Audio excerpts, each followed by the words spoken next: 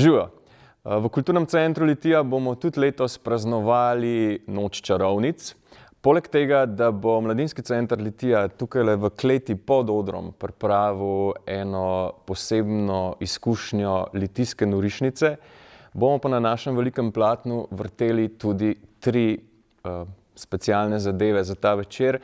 Začnemo s strašljivimi risankami za najmlajše, nadaljujemo z filmom Idila, ki je, mislim, da ena izmed najbolj poznanih slovenskih grozljivk režiserja Tomaža Gorkiča.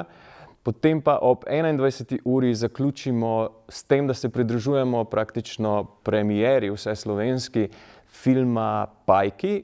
Tukaj pa gre za francosko grozljivko, ki bo premierno predstavljena v Sloveniji. Tako da lepo povabljeni v kino v Litiji na Halloween, Noč čarovnic. Vstopnice pa lahko dobite tudi na spletu.